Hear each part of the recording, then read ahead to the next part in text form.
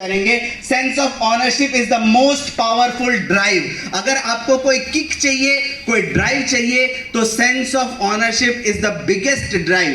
اگر آپ کسی بھی پرابلم کو جب اپنا سمجھیں گے, کسی کا پرابلم آپ اپنا سمجھیں گے تو اس کا سولوشن نکالنے کی کوشش کریں گے. کووڈ کے زمانے میں ہم نے دیکھا جن لوگوں نے رات دن ایک کر دیے مخلوق خدا کی خدمت کرنے میں. کیوں؟ کیونکہ انہوں نے ان کے مسئلے کو اپنا مسئلہ سمجھا, تب جا کر پرابلم کا سولوشن سامنے آیا. اللہ کے رسول صلی اللہ علیہ وسلم کی سیرت مبارکہ سے دیکھیے, اللہ کے رسول صلی اللہ علیہ وسلم کے دادا جو تھے, جب ابرہہ کا پورا واقعہ, وقت کم ہے اس کے لیے میں شارٹ میں صرف اشارے کرتے ہوئے جا رہا ہوں.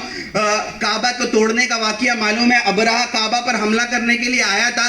اللہ کے رسول کے دادا عبد المطلب جو تھے, یہ ابرہہ کے پاس گئے. اس وجہ سے گئے کہ ابرہہ کے لشکر کے کچھ سپاہیوں نے عبد المطلب کے اونٹوں کو پکڑ لیا تھا. اب دیکھیے, جب ابرہہ کے پاس عبد المطلب تشریف لا رہے ہیں, تب کیا ہوا, ابرہہ نے سمجھا کہ یہ بڑے سردار مکہ کے میرے پاس آئے ہیں, ابھی آ کر یہ کہیں گے کہ تم کعبے پر حملہ مت کرنا, تم یہاں سے چلے جاؤ. لیکن اللہ کے رسول صلی اللہ علیہ وسلم کے جو دادا تھے, انہوں نے کعبے کے متعلق کوئی بات نہیں کی. انہوں نے کہا کہ ابرہہ, میں تمہارے پاس اس وجہ سے آیا ہوں کہ تمہارے سپاہیوں نے میرے اونٹوں کو پکڑ لیا ہے. ابرہہ کو تعجب ہوا کہ میں تو سمجھ رہا تھا تم اس لیے آئے ہوں گے کہ کعبہ کو مت توڑو, یہ کہو گے, لیکن تم تو اپنے اونٹوں کی بات کر رہے ہو. اب جا کر پوائنٹ کو عبد المطلب نے کلیئر کیا اور کہا کہ دیکھو ابرہہ, میں اونٹوں کا مالک تھا, اس کے لیے اونٹوں کی فکر کر کے میں یہاں پر آیا ہوں, لیکن وَلِهَذَا الْبَيْتِ رَبٌّ, اس کعبے کا بھی ایک مالک ہے جس کو اپنے گھر کی حفاظت کرنا آتا ہے. ایک میسج دینا چاہتے تھے عبد المطلب, جو کلیئر کٹ میسج دیا کہ آنرشپ میری اونٹوں کی ہے, کعبے کی آنرشپ میری نہیں ہے, اس کا تو مالک موجود ہے, تو سمجھ جا تو تیرے لیے اچھا ہے. تو دوسری چیز جو بہت زیادہ ضروری ہے, آنرشپ ہمارے اندر, لیڈرشپ کی کوالٹی کے لیے آنرشپ ہمارے اندر آنی چاہیے. تیسری چیز ہے differentiate. Winners don't do different things, they do things differently. Shiv Khera کا بہت ہی مشہور کوٹ ہے, آپ لوگوں نے سنا بھی ہوگا, پڑھا بھی ہوگا, کہ ونرز جو جیتنے والے ہوتے ہیں وہ الگ چیز نہیں کرتے, وہ چیزوں کو الگ طریقے سے کیا کرتے ہیں. اللہ کے رسول صلی اللہ علیہ وسلم کی سیرت میں دیکھیے, صوم محرم, محرم کا جو روزہ ہے آپ سب جانتے ہیں کہ ایک روزہ رکھنے کو منع کیا گیا, 2 روزہ رکھنے کو کہا گیا, کیونکہ اللہ کے رسول صلی اللہ علیہ وسلم جب مدینہ آئے تو آپ نے دیکھا کہ یہودی ایک روزہ رکھا کرتے تھے. اللہ کے رسول نے کہا کہ نہیں, ہم یہودیوں کے ساتھ مشابہت نہیں کرنا چاہتے. آپ نے فرمایا کہ وہ ایک رکھتے ہیں, ہم 2 روزہ رکھیں گے. تحویل قبلہ کا واقعہ آپ کو معلوم ہے, جب مدینہ آئے تو لوگ بیت المقدس کی طرف رخ کر کے نماز پڑھتے تھے, یہودی بھی اسی طرف رخ کر کے عبادت کرتے تھے. اللہ کے رسول نے کہا کہ نہیں, ہمارا قبلہ ڈیفرنٹ ہونا چاہیے, الگ ہونا چاہیے. اس لیے پھر اللہ کے رسول صلی اللہ علیہ وسلم نے دعا کی اور اللہ تبارک و تعالیٰ نے کعبے کی طرف قبلے کو پھیر دیا. تو کہنے کا مطلب ہے ڈیفرینشیٹ, یہ کوالٹی لیڈرشپ کے لیے بہت زیادہ ضروری ہے. Commitment, success is the result of commitment. کسی چیز کا ارادہ کرو تو بہت پختہ ارادہ ہونا چاہیے. جیسے کہ ڈاکٹرز کو ہم دیکھتے ہیں کہ وہ کمیٹڈ ہوتے ہیں کہ ہمیں پیشنٹس کو دیکھنا ہے, اور ان کے کمٹمنٹ سے ہمیں بہت بڑا سبق لینا چاہیے کہ کووڈ کے زمانے میں بھی انہوں نے اپنے کمٹمنٹ کو پورا کیا. اللہ کے رسول صلی اللہ علیہ وسلم کی سیرت میں آپ دیکھیے, غزوہ احد کا واقعہ ہے, بہت مشہور واقعہ ہے. اللہ کے رسول یہ چاہ رہے تھے کہ دفاعی جنگ مدینہ میں رہتے ہوئے لڑی جائے, اور کچھ صحابہ یہ چاہ رہے تھے کہ اقدامی جنگ لڑی جائے, یعنی مدینے سے باہر نکل کر. لیکن پھر وہ کچھ بحث و مباحثے کے بعد اللہ کے رسول صلی اللہ علیہ وسلم نے صحابہ کی بات کو مان لیا. وہ گھر کے اندر گئے اور فوراً زرہ پہن کر آ گئے. صحابہ کو اس بات کا احساس ہوا کہ اللہ کے رسول صلی اللہ علیہ وسلم کو بات ناگوار معلوم ہوئی, تو صحابہ نے کہا کہ اللہ کے رسول, اگر آپ چاہتے ہیں کہ ہم دفاعی جنگ لڑے مدینہ میں رہتے ہوئے تو آپ جیسا کہیں گے ویسا ہوگا, لیکن کمٹمنٹ دیکھیے. اللہ کے رسول صلی اللہ علیہ وسلم جواب دیتے ہیں کہ کسی نبی کے لیے یہ زیبا نہیں دیتا ہے کہ ایک مرتبہ وہ زرہ پہن لے اور پھر اتار دے. اب ہم اقدامی جنگ لڑیں گے. اللہ کے رسول کا کمٹمنٹ, نبی کا کمٹمنٹ کہ اللہ کے رسول صلی اللہ علیہ وسلم نے طے کیا کہ ہم اقدامی جنگ لڑیں گے, تو یہ کمٹمنٹ ہے. Discipline is to do what needs to be done even in extreme conditions. Discipline ہونا لیڈرز کے لیے بہت زیادہ ضروری ہے. ڈسپلین کہتے ہیں کہ جس چیز کا کرنا ضروری ہے وہ ضروری ہے, اور اس کی بہت ساری مثالیں دی جا سکتی ہے, لیکن وقت کم ہے, میں صرف اشارہ کر رہا ہوں. اللہ کے رسول صلی اللہ علیہ وسلم کی سیرت کو دیکھیے, صلح حدیبیہ کے وقت تمام صحابہ اس بات کے قائل تھے کہ ہم دب کر صلح کر رہے ہیں، لیکن اللہ کے رسول صلی اللہ علیہ وسلم ایک طرف کھڑے تھے کہ چاہے ہمیں دب کر صلح کرنی پڑ رہی ہے لیکن جو کرنا پڑتا ہے وہ پڑے گا، ہم چاہے کچھ بھی ہو جائے، صحابہ کچھ بھی ہو جائے، حضرت عمر کچھ بھی کہے، دوسرے صحابہ چاہے کتنا ہی ناراض ہو جائے، ڈسپلن تھا۔ اللہ کے رسول صلی اللہ علیہ وسلم نے اس ٹریٹی کو سائن کیا، صلح حدیبیہ ہوئی، جو کرنا تھا وہ کرنا تھا۔ اللہ کے رسول صلی اللہ علیہ وسلم کی سیرت سے یہ تمام چیزیں ملتی ہے۔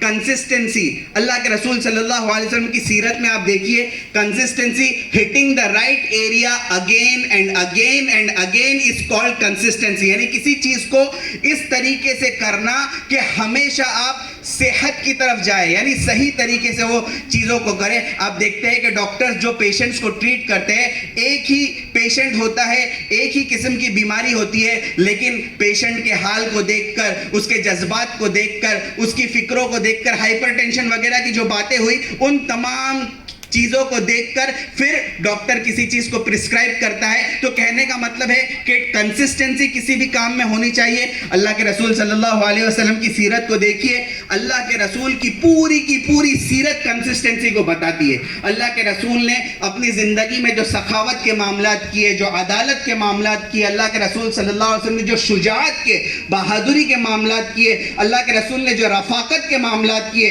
اللہ کے رسول صلی اللہ علیہ وسلم نے جتنے کردار ادا کیے، سب کے اندر بہترین کنسسٹنسی پائی جاتی تھی۔ تو یہ سیرت میں موجود ہے۔ اور آخری چیز ہے ٹیم بلڈنگ۔ لیڈرشپ کے لیے ضروری ہوتا ہے کہ ہم ٹیم کریٹ کرے۔ یہ ڈاکٹرز کی جو ٹیم جن لوگوں نے یہاں پر جمع کیا ہے، انہوں نے کوشش کی کہ ہماری کمیونٹی کے جتنے ڈاکٹرز ہیں ان کو ایک ساتھ جمع کیا جائے، ایک ٹیم بلڈ ہو، تاکہ ہمارے آنے والے لوگوں کو اس سے کوئی رول ماڈلز ملے اور وہ اچھے کردار کے حامل ہو، اور ہمارے آنے والی جنریشن کو اس سے کچھ فائدہ ہو جائے۔ تو یہ تمام آرگنائزرز نے اسی لیے اس وجہ سے ٹیم بلڈ ہو، اس وجہ سے یہ پروگرام کو آرگنائز کیا۔ اور team work makes the dream work, many hands and one mind۔ Team کہتے ہیں کہ بہت سارے ہاتھ ہوتے ہیں لیکن دماغ ایک ہی ہوتا ہے، جو گول کو اچیو کرنے کے لیے، حاصل کرنے کے لیے لگایا جاتا ہے۔ اور دیکھیے ٹیم کی سپیلنگ میں کہیں پر آئی نہیں ہے، آپ نے دیکھا TEAM، ٹیم کی سپیلنگ میں آئی نہیں ہے۔ اس بات کو بہت ذہن میں رکھنا چاہیے کہ جب آپ ٹیم میں کام کر رہے ہو تو آئی کو تلاش مت کرو، ویری گڈ، انا کو تلاش مت کرو، میں کو تلاش مت کرو۔ جب جیتو گے تو لوگوں کو پتا چل جائے گا کہ کس کی وجہ سے جیت ہوئی ہے۔ ٹیم میں کبھی آئی کو تلاش مت کرو، تو ہی آپ کامیاب ہو سکو گے۔ اللہ کے رسول صلی اللہ علیہ وسلم کی معجزات میں سے ایک بہت بڑا معجزہ ہے، اللہ کے رسول نے صحابہ کی ایک ٹیم کو تیار کیا تھا۔ اور ٹیم ورک جب ہوتا ہے، اللہ کے رسول خود فرماتے ہیں اصحابی النجوم، میرے تمام کے تمام صحابہ جو ہے یہ ستاروں کے مانند ہے۔ اللہ کے رسول نے اپنے ٹیم کے اندر اتنے کیریکٹر اور مورلز کو بھر دیا تھا کہ اللہ کے رسول فرماتے کسی کی بھی اقتدا کر لو، صحابہ میں سے کسی کی بھی اقتدا کر لو، تم کامیابی تک پہنچ جاؤ گے۔ تو یہ ٹیم ورک بہت زیادہ ضروری ہے، یہ ہماری لیڈرشپ کوالٹیز ہمارے اندر ہونی چاہیے۔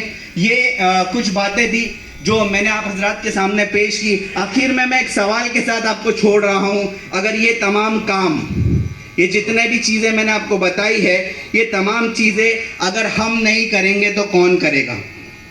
if not us who، اگر ہم نہیں کریں گے تو اور کون کرے گا؟ اور if not now when، اگر اب بھی ہم نے ان تمام کاموں کو کرنے کا ارادہ اور شروعات اور ابتدا نہیں کی ہے تو پھر ہم کب کریں گے؟ کب کریں گے؟ اگر ہم نہیں کریں گے تو کون کرے گا؟ اور اب نہیں کریں گے تو کب کریں گے؟ یہ چیز ہمیں بہت زیادہ سوچنے کی ضرورت ہے اور اس پر عمل کرنے کی ضرورت ہے۔ بس آخر میں کچھ نعتیہ اشعار دو منٹ میں پڑھ کر میں یہاں سے رخصت ہو جاتا ہوں۔ انقلاب دہر کا روح روا وہ کون تھا؟ اللہ کے رسول صلی اللہ علیہ وسلم کی شان میں اشعار ہے، انقلاب دہر کا روح روا وہ کون تھا؟ باعث تخلیق ہستی کن فقا وہ کون تھا؟